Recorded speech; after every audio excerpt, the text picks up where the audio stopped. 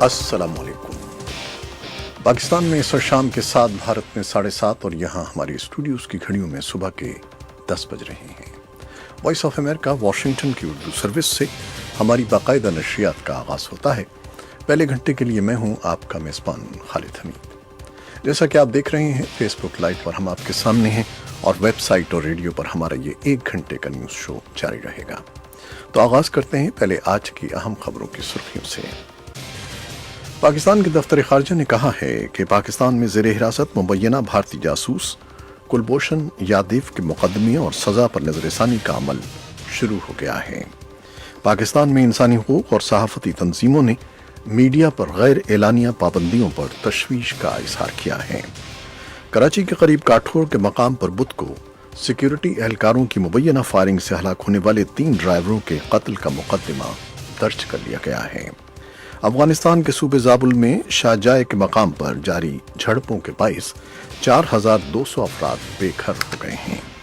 افغانستان میں صدارتی انتخابات کے نتائج کا اعلان مقرر کردہ تاریخ پر نہیں ہو سکے گا۔ سعودی عرب کے شہر مدینہ کے قریب ٹریفک حادثے میں کم سے کم 35 افراد جاں بحق اور 4 زخمی ہو گئے ہیں۔ امریکہ کے نائب صدر مائک پینس نے ترکی پر زور دیا ہے کہ وہ شمال مشرقی شام میں اپنی فوجی کارروائیاں بند کر دے۔ صدر ڈونلڈ ٹرمپ کو بدھ کے روز کیپٹل ہل پر دونوں جماعتوں کے قانون سازوں کی جانب سے شام سے امریکی فوجی واپس بلانے کے فیصلے پر سخت تنقید کا سامنا کرنا پڑا ہے، لیکن اراکین کی مخالفت کے باوجود شام سے امریکی فوج کے انخلاء کے اقدام کو صدر نے بہترین فیصلہ قرار دیا ہے۔ برطانیہ اور یورپی یونین کے لیڈروں کا کہنا ہے کہ وہ یورپی یونین سے برطانیہ کے انخلاء پر نئی ترمیموں کے ساتھ ایک معاہدے پر پہنچ گئے ہیں، اور امریکی کانگریس مین الیاہ کمنگز 68 سال کی عمر میں انتقال کر گئے ہیں۔ یہ تھیں 6 سرخیاں، تفصیل کچھ دیر کے بعد۔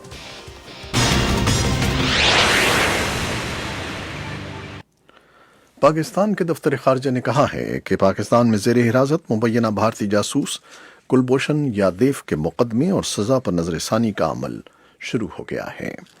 جمعرات کو معمول کی بریفنگ کے دوران پاکستان کے دفتر خارجہ کے ترجمان محمد فیصل نے کہا کہ کلبھوشن یادیو کو ہم قونصلر رسائی دے چکے ہیں، اور اس سلسلے میں اگلے منطقی اور قانونی اقدامات شروع ہو گئے ہیں، لیکن انہوں نے یہ واضح نہیں کیا کہ کلبھوشن یادیو کے مقدمے اور انہیں فوجی عدالت کے ذریعے سنائی جانے والی سزا کی نظر ثانی کا عمل کس عدالتی فورم پر ہوگا۔ ان کا کہنا تھا کہ اس بارے میں تفصیلات بعد میں جاری کی جائیں گی۔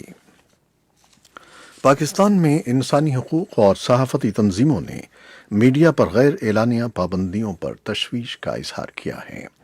پیمرا کی جانب سے مولانا فضل الرحمان کی پریس کانفرنس دکھانے یا نہ دکھانے پر پابندی کے حوالے سے پیمرا اور ٹی وی چینلز مختلف آراء رکھتے ہیں۔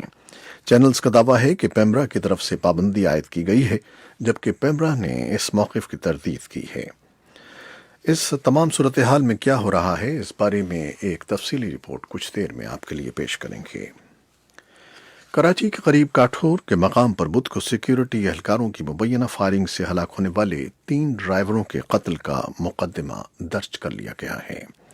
مقدمے میں ٹول ٹیکس وصول کرنے والے عملے اور ان کی حفاظت پر مامور فرنٹیئر ورکس آرگنائزیشن کے اہلکاروں کو نامزد کیا گیا ہے۔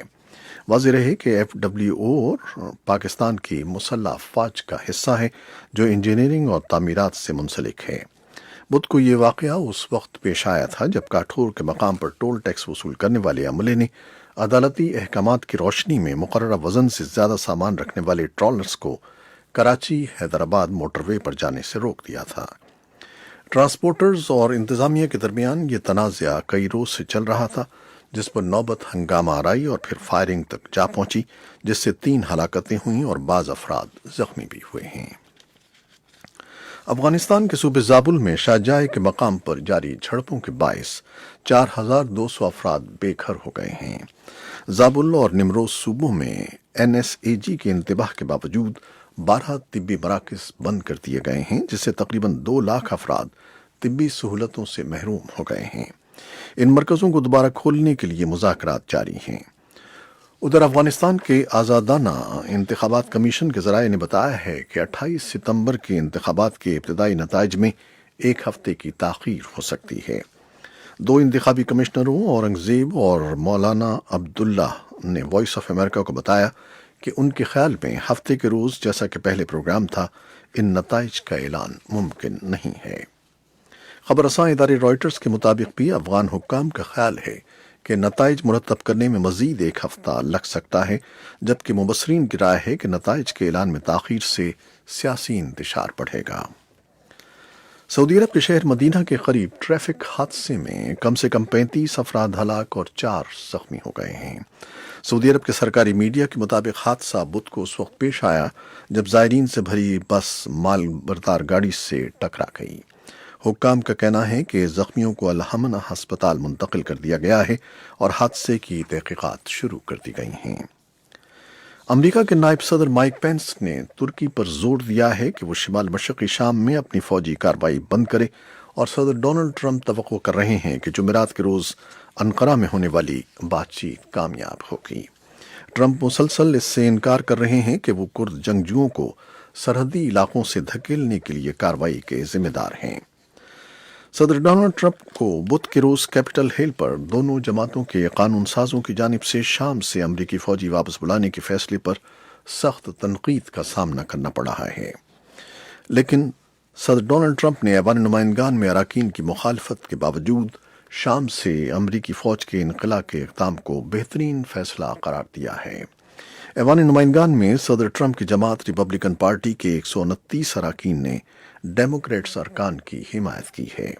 शिमाली शाम से अमरीकी फ़ौज के इनख़ला से मुताल्लिक़ बुध को होने वाली राय शुमारी में ऐवान नुमाइंदगान के 60 अरकान के मुकाबले में 354 अराकीन ने अमरीकी सदर के फैसले की मजम्मत की। इस मौके पर मुश्तरका करारदाद के जरिए तुर्क सदर रजब तैयब अर्दवान से शाम में कुर्दों के खिलाफ फौजी ऑपरेशन फौरी तौर पर रोकने का मुतालबा किया गया। बरतानिया और यूरोपीय यूनियन के लीडरों का कहना है कि वो यूरोपीय यूनियन से बरतानिया के इनखला पर नई तरमीमों के साथ एक मुआहदे पर पहुंच गए हैं। बरतानिया के वज़ीर आज़म बोरिस जॉनसन ने इसे एक बहुत बड़ा मुआहदा करार दिया है, जिससे उन्हें कंट्रोल वापस मिल जाएगा। उन्होंने बरतानवी पार्लियामेंट को एक ट्विटर पैगाम में लिखा है कि पार्लियामेंट को ब्रेक्जिट पर हफ्ते को ख़त्म करना चाहिए ताकि दूसरी तरजीहात पर तवज्जो मरकूज़ की जाए। हांगकांग की मुकन्ना के ऐवान में जुमेरात को मुसलसल दूसरे रोज़ जमहूरियत नवाज कानून साजों ने चीफ एग्जीक्यूटिव के खिलाफ हुल्लड़बाजी जारी रखी। बुध के रोज़ भी लैम को अपनी सालाना पॉलिसी तकरीर इस हंगामा आराई के बायस रोकना पड़ी थी। जुमेरात के रोज़ जब वो इस तकरीर पर सवाल और जवाब के लिए अपने चेंबर में आईं तो उनके खिलाफ नारेबाजी हुई। अपोजिशन कानून साज लैम के इस्तीफे का मुतालबा कर रहे थे। फ्रांस ने तस्दीक की है कि शोबे तदरीस से वाबस्ता फ्रांस के एक और शहरी को ईरान में हिरासत में ले लिया गया है। इस अमल की मजम्मत करते हुए फ्रांस ने इसे नाकाबिल कबूल सूरत हाल करार दिया है। फ्रांस की वज़ारत ख़ारजा ने बुध के रोज़ कहा कि रोलैंड मार्शल को जून में गिरफ्तार किया गया था, उस वक्त जब फरीबा आदिल खां गिरफ्तार हुई, जो फ्रांसीसी और ईरानी शहरी हैं। दोनों पेरिस की एक मारूफ साइंस यूनिवर्सिटी के सीनियर तहकीक़कार हैं। इससे कबल उनका नाम आदिल खां बताया गया था, लेकिन वजारत ने इस बात की तस्दीक नहीं की कि मार्शल को भी ज़ेर हिरासत रखा गया है। ये बात वाज़ेह नहीं है कि इन तदरीसी एहलकारों पर क्या इल्ज़ामात लगाए गए हैं। अमरीकी कांग्रेसमैन अलियाह कमिंग 68 साल की उम्र में इंतकाल कर गए हैं। वो सदर के खिलाफ मुआवजे की तहकीकात में ऐवान नुमाइंदगान के अहम रुकन थे। उनके दफ्तर ने जुमेरात के रोज़ एक बयान में कहा कि मैरीलैंड के साबिक कानून साज सेहत की खराबी के बायस इंतकाल कर गए हैं। ये थी वो खबरें जो फेसबुक लाइव पर हमने आपके लिए पेश की। वेबसाइट और रेडियो पर हमारा ये 1 घंटे का न्यूज़ शो जारी रहेगा, हमारे साथ रहिएगा। कैमरामैन फवाद इलियास के साथ फेसबुक लाइव से इजाज़त चाहते हैं। अल्लाह हाफिज़।